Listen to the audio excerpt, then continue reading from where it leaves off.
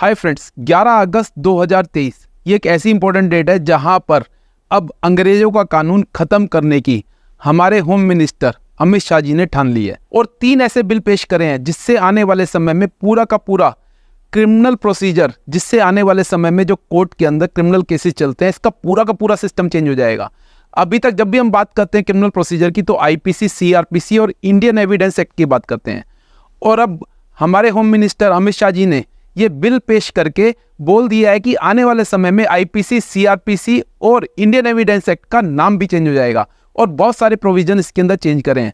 तो आज इस वीडियो में मैं आपको बताने जा रहा हूँ वो कौन से प्रोविजन है जो आपकी लाइफ पे इफेक्ट करेंगे और क्या क्रिमिनल प्रोसीजर के अंदर चेंज होने वाला है। लेकिन इससे पहले अगर अभी तक आपने चैनल को सब्सक्राइब नहीं किया तो जल्दी से जल्दी चैनल को सब्सक्राइब कीजिए, बेल आइकन को प्रेस करना मत भूलिएगा। तो सबसे पहले हम बात करते हैं कि नाम के अंदर क्या चेंजेस करें हैं। पहले इंडियन पिनल कोड जिसके अंदर 511 सेक्शन थे, अब इसको चेंज करके इसका नाम चेंज करके रख दिया गया भारतीय न्याय संहिता, और सेक्शंस के अंदर चेंजेस करके अब टोटल जो सेक्शन है 356 सेक्शंस हैं। अब ये सेक्शन जो कम करे हैं वो सारे सेक्शन कम करे गए हैं जो अंग्रेजों के टाइम पे बनाए गए और जिनका आज के समय पे कोई भी यूज नहीं है। बहुत सारे सेक्शंस को रिपील कर दिया गया है, बहुत सारे सेक्शंस के अंदर अमेंडमेंट लेके आए हैं और बहुत सारे नए सेक्शंस के अंदर डाले गए हैं। इसके अलावा जो पहले हमारा क्रिमिनल कोड ऑफ प्रोसीजर था जिसके अंदर टोटल 484 सेक्शन थे, उसको चेंज करके भारतीय नागरिक सुरक्षा संहिता बना दिया गया है और जिसके अंदर टोटल जो सेक्शन होंगे 533 सेक्शंस होंगे। अब यहाँ पर सेक्शंस को बढ़ाया गया है और पूरा का पूरा प्रोसीजर चेंज कर दिया गया है। वो चेंजेस क्या होंगे थोड़े से मैं आपको इसके अंदर बताऊंगा जो मेजर चेंजेस हैं। इसके अलावा इंडियन एविडेंस एक्ट जिसके अंदर पहले 167 सेक्शंस थे, अब उसका नाम चेंज करके बोल दिया गया उसको भारतीय साक्ष्य बिल, जिसके अंदर जो टोटल सेक्शंस होंगे वो 170 होंगे। अब यहाँ पर इन सेक्शंस को चेंज करके हमारे होम मिनिस्टर अमित शाह जी ने ये प्रूव कर दिया है आने वाले समय में क्रिमिनल प्रोसीजर पूरे तरीके से चेंज हो जाएगा।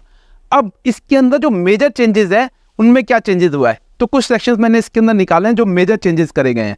उनमें से जो आईपीसी के अंदर पहले सेक्शन थे, अब भारतीय न्याय संहिता के अंदर जो सेक्शंस होंगे उसमें एक सेक्शन आएगा सेक्शन 109 जो बोला गया है ऑर्गेनाइज क्राइम के बारे में।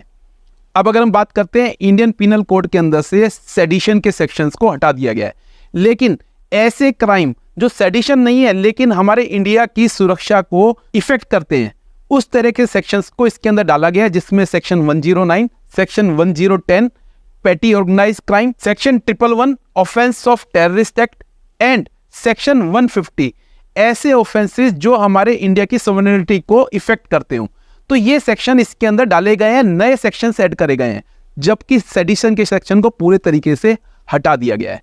इसके अलावा हम बात करते हैं अब ऐसे क्या साइलेंट फीचर हैं जो चेंज होने वाले हैं। जो अमित शाह जी ने कल लोकसभा के अंदर पूरा का पूरा अपना वक्तव्य दिया, वहां पर कुछ ऐसे पॉइंट है जो उन्होंने मेंशन करें। वो क्या पॉइंट्स हैं? सबसे इंपॉर्टेंट जो चीज है उसके अंदर मैंने इसमें उठाई है इस वीडियो में, वो आपको बताने जा रहा हूं। सेपरेट प्रोविजन डाला गया है आने वाले क्रिमिनल प्रोसीजर के अंदर मॉब लिंचिंग के लिए। जैसा कि आप देख रहे हैं हमारे देश में अब मॉब लिंचिंग के केसेस बढ़ते जा रहे हैं, तो इसको लेकर के हमारे भारतीय न्याय संहिता के अंदर और भारतीय नागरिक सुरक्षा संहिता के अंदर नए प्रोविजंस डाले गए हैं मॉब लिंचिंग को लेकर के। इसके अलावा फॉर्मल प्रोविजंस डाले गए हैं जीरो एफआईआर के लिए। अब ये बड़ा ही इंपॉर्टेंट चेंज करा जाने वाला है, क्योंकि अभी तक एक समस्या जो लोग फेस करते थे, जब भी आप थाने में जाते थे तो वहां पर पुलिस वालों द्वारा ये बोला जाता था कि हमारी जुडिक्शन नहीं बनती है, जबकि जीरो एफआईआर का कॉन्सेप्ट पहले भी था। लेकिन इस तरह की जीरो एफआईआर को लेकर के फॉर्मल प्रोविजन अब कानून के अंदर डाल दिए गए हैं। इसका मतलब है अगर अब कोई भी क्राइम होता है और कोई पर्सन उस पर्टिकुलर जुडिक्शन के अलावा किसी और थाने में जाकर के उसको रिपोर्ट करता है तो वहां पर भी उसकी एफआईआर करी जाएगी और एफआईआर होने के बाद उस पर्सन को उस एफआईआर के साथ कंसर्न थाने में भेज दिया जाएगा ताकि उस पर्टिकुलर इंसिडेंट के ऊपर कानून व्यवस्था काम कर सके। इसके अलावा डिजिटाइजेशन ऑफ कंप्लीट प्रोसेस, अब ये बड़ा ही इंपॉर्टेंट फैक्टर है। अभी तक हम देख रहे हैं कि कोरोना काल के बाद डिजिटाइजेशन को बहुत ही इंपॉर्टेंस मिलती जा रही है, जबकि बहुत सारे शहरों के अंदर डिजिटाइजेशन ऑलरेडी शुरुआत हो चुका है। 138 के केस की बात करते हैं, दिल्ली में सारा का सारा काम 138 एनआई एक्ट के अंदर चेक बाउंस केसेस के अंदर डिजिटल ही हो रहा है। लेकिन अब आने वाले समय में पूरा का पूरा प्रोसेस डिजिटाइज करने के लिए तैयारी की जाएगी और पूरे की पूरी कोर्ट, पूरा का पूरा सिस्टम डिजिटाइज हो जाएगा, चाहे वो एफआईआर रजिस्टर्ड होने से उसके ऊपर फैसला सुनाने तक का जो पूरा सिस्टम है वो डिजिटाइज कर दिया जाएगा। इसके अलावा complete trial to be facilitate with the video conferencing. अब आने वाले समय में अब जो एक बिल पास करा गया है, इसके अंदर ये बोला गया है कि पूरा का पूरा सिस्टम, पूरे के पूरे ट्रायल, पूरा का पूरा, चाहे वो मेट्रोपॉलिटन मजिस्ट्रेट की कोर्ट हो, चाहे वो सेशन कोर्ट हो, उसको वीडियो कॉन्फ्रेंसिंग के थ्रू चलाया जाएगा। तो जहां पर लिटिगेंट को कोर्ट के अंदर फिजिकल प्रेजेंस होने की आवश्यकता पड़ती थी, उसको कम कर दिया जाएगा और मिनिमम रूप से उनको कोर्ट में जाना पड़ेगा और पूरी की पूरी प्रोसीडिंग वीडियो कॉन्फ्रेंसिंग से चलेगी। इसके अलावा videography of while recording the statement of victim of sexual crime. अब आने वाले समय में इन बिल के पास होने के बाद जो सेक्सुअल क्राइम से रिलेटेड विक्टिम्स होंगे उनकी स्टेटमेंट्स की पूरी वीडियोग्राफी कराई जाएगी। इसके अलावा punishment of all type of gang rapes, अब उनकी जो गैंग रेप के अंदर पनिशमेंट होगी वो 20 साल से लेकर लाइफ इम्प्रिजनमेंट तक हो जाएगी। अब आने वाले समय में इस तरह के केसेस के अंदर सजा को इंक्रीज कर दिया गया है और 20 साल से लेकर के LI तक इसको कर दिया जाए। इसके अलावा punishment for rape of minors include LI, imprisonment of life और डेथ पेनल्टी, इसको भी बढ़ाया गया है और इस तरह के केसेस को कम करने के लिए इनकी सजा को इंक्रीज कर दिया गया है। इसके अलावा chargesheet to be mandatory filed within 90 days of FIR। अगर मेरे से आप पूछते हैं इस पूरे सिस्टम के अंदर जो सबसे मेजर चीज चेंज करी गई है वो है कि आने वाले समय में अब चार्जशीट पुलिस वालों को, इन्वेस्टिगेशन एजेंसी को 90 दिन के अंदर फाइल करनी होगी। ये प्रोविजन पहले इतना लचर था जिसके कारण जस्टिस डिले होता था। क्राइम होने के बाद काफी टाइम तक ऐसा होता था कि चार्जशीट फाइल नहीं होती थी और पर्सन बेल लेकर के बाहर खुला घूमता था। अब यहाँ पर इन बिल्स के अंदर ये बिल्कुल क्लियर कर दिया गया है कि आने वाले समय में किसी भी क्राइम के अंदर चार्जशीट को जो टाइम दिया गया है वो मैक्सिमम 90 डेज का दिया गया है। इसके अलावा अगर इन्वेस्टिगेशन एजेंसी को एक्सटेंशन लेनी है तो वो एक्सटेंशन भी मैक्सिमम 90 डेज की मिलेगी। इसका मतलब अब किसी भी ऑफेंस के अंदर जो मैक्सिमम टाइम होगा इन्वेस्टिगेशन करके चार्जशीट फाइल करने का, दैट इज 180 डेज। इसका मतलब है अब 6 महीने के अंदर ऑफेंस होने के बाद केस कोर्ट के अंदर पहुंच जाएगा, चाहे पर्सन को बेल मिली है या नहीं मिली है। अभी तक के कानून में इस तरह का कोई भी प्रोविजन नहीं था और जो इस तरह के प्रोविजन थे वो डिफॉल्ट बेल को लेकर के थे, जहां पर यह बोला जाता था कि अगर किसी पर्सन को अरेस्ट किया गया है और उसकी चार्जशीट 60 दिन या 90 दिन के अंदर, जैसा भी ऑफेंस होता है उसके अकॉर्डिंग अगर फाइल नहीं होती है तो पर्सन को डिफॉल्ट बेल मिलेगी। लेकिन बेल मिलने के बाद इन्वेस्टिगेशन एजेंसी के लिए कोई भी लिमिटेशन नहीं थी। अब इस लिमिटेशन को सेट कर दिया गया और इन्वेस्टिगेशन एजेंसी को अब 90 डेज के अंदर चार्जशीट फाइल करनी होगी और एक्सटेंशन भी जो होगा वो 90 डेज का मिलेगा। इसका मतलब है 180 डेज के अंदर इन्वेस्टिगेशन एजेंसी को चार्जशीट कोर्ट के अंदर फाइल करके केस को शुरू करवाना होगा। अब इसके अलावा अगर हम बात करते हैं लिमिटेशन की, तो कोर्ट के लिए भी लिमिटेशन सेट कर दी गई है। अब कोर्ट को अपने जो फ्रेमिंग ऑफ चार्जेस हैं चार्जशीट फाइल होने के 60 दिन के अंदर अंदर करने होंगे। इसका मतलब क्या है, अब इन्वेस्टिगेशन एजेंसी को जैसे 180 दिन का टाइम दिया गया है चार्जशीट फाइल करने के लिए, चार्जशीट फाइल होने के बाद कोर्ट के पास भी उसमें चार्ज फ्रेम करने के लिए खाली 60 दिन का टाइम है। अब पूरा का पूरा प्रोसेस इतना फास्ट हो जाएगा कि जो हम बोलते हैं जस्टिस डिले जस्टिस डिनाइड, इसको पूरे तरीके से इस बिल में ध्यान रखा गया है और आने वाले समय में पूरा का पूरा क्रिमिनल प्रोसीजर हमारा बहुत फास्ट होने वाला है। इसके अलावा judgement to be delivered within 30 days after the conclusion of the hearing.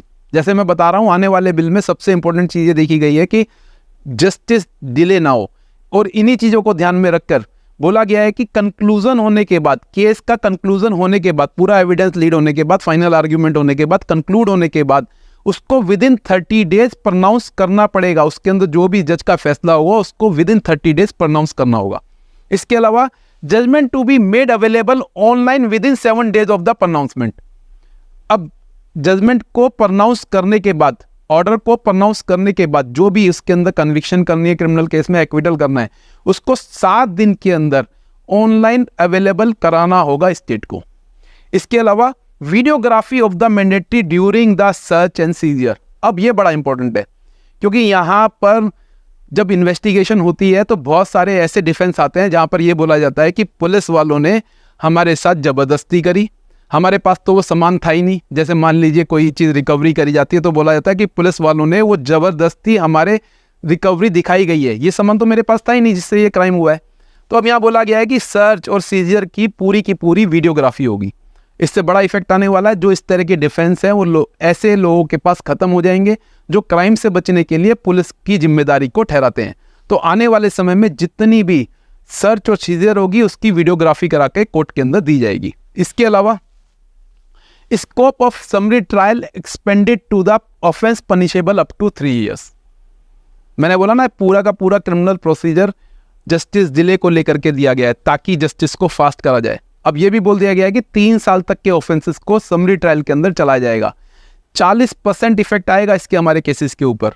अभी तक समरी ट्रायल, क्योंकि समरी ट्रायल एक ऐसा प्रोसीजर है जहां पर एविडेंस को लीड नहीं करा जाता है और कोर्ट के पास, जज के पास पावर होती है उसके अंदर इमीडिएटली अपना फैसला सुनाने की।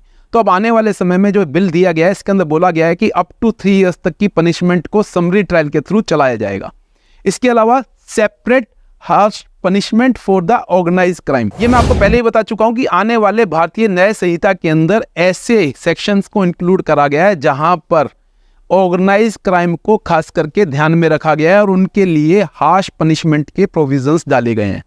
तो इस पे बड़ा ही ध्यान दिया गया है। इसके अलावा separate provisions for rape of the women under false pretext of marriage and job. अब ये बड़ा इंपॉर्टेंट चेंज हुआ है। अभी तक रेप के सभी केसेस को एक ही प्रोविजन के अंदर चलाया जाता था। अब आने वाले समय में जहां पर रेप प्रीटेक्स्ट ऑफ जॉब या फिर प्रीटेक्स्ट ऑफ मैरिज के कारण होगा, जहां पर सहमति होती है विक्टिम की लेकिन किसी भरोसे के कारण वो रेप केस बन जाता है, इसके लिए सेपरेट प्रोविजन लाए जाएंगे। इसके लिए सजा डिफरेंट होगी। तो आने वाले समय में ये बहुत ही अच्छा चेंज होने वाला है। इसके अलावा separate provision for snatching and similar offences. अब इन नए बिल के अंदर ये बड़ा ही इंपॉर्टेंट चेंज होने वाला है। अब इस ऑफेंस को एक डिफरेंट कैटेगरी के अंदर ट्रीट करा जाएगा क्योंकि हमारे सोसाइटी के अंदर इस तरह का क्राइम बहुत बढ़ गया है। जहां पर चेन स्नैचिंग और मोबाइल स्नैचिंग की बात करते हैं तो दिन पे दिन ये क्राइम बढ़ता जा रहा है और इसको कंट्रोल करने के लिए इसका सेपरेट प्रोविजन अब हमारे भारतीय न्याय संहिता के अंदर डाला गया और इसके लिए जो नया सेक्शन इनकॉर्पोरेट करा जा रहा है वो सेक्शन होगा 302। तो अब 302 जो अभी तक मर्डर केस के लिए चलता था अब वो स्नैचिंग केस के लिए होगा। तो दोस्तों आने वाले समय में पूरा का पूरा क्रिमिनल सिस्टम चेंज होने वाला है। और अगर हम बात करते हैं एडवोकेट्स की तो एडवोकेट्स के लिए एक ये नया पूरा सिस्टम होगा। इससे बहुत सारी समस्याएं भी होंगी लेकिन अब दोबारा से एडवोकेट्स को अपने स्कूलिंग के अंदर जाना पड़ेगा सारे सिस्टम को, चाहे वो भारतीय न्याय संहिता हो, चाहे वो भारतीय नागरिक सुरक्षा संहिता हो, चाहे वो हम बात करते हैं कि भारतीय साक्ष्य बिल हो, इनको दोबारा से पढ़ना पड़ेगा क्योंकि पुराने केसेस पे पुराने लॉ इंप्लीमेंट होंगे और नए केसेस पे नए इंप्लीमेंट होंगे। आने वाले समय में जब भी ये बिल पास होंगे और जब ये कानून इंप्लीमेंट हो जाएंगे एडवोकेट्स को बैक टू स्कूलिंग करना पड़ेगा, दोबारा किताबें उठानी पड़ेंगी और सारे प्रोविजंस को दोबारा से पढ़ना पड़ेगा। तो आपका क्या विचार है इस पूरे चेंज के बारे में, मेरे को कमेंट बॉक्स में जरूर लिखिएगा। आने वाले समय में मैं आपको और भी इंटरेस्टिंग वीडियो से अवगत कराता रहूंगा। मैं एडवोकेट योगेश अग्रवाल आपके सुनहरे भविष्य की कामना करता हूं। जय हिंद, जय भारत।